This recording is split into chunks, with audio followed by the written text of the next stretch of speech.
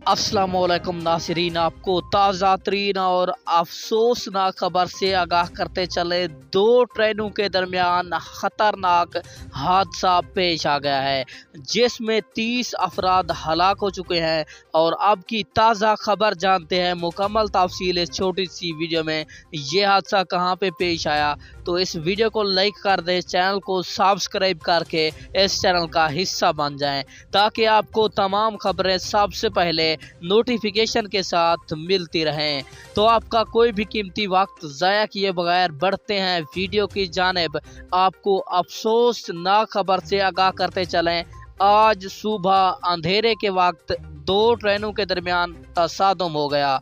जी हाँ तो दोस्तों, जिसमें 30 अफराद हलाक हो चुके हैं जबकि 50 शदीद ज़ख्मी हैं।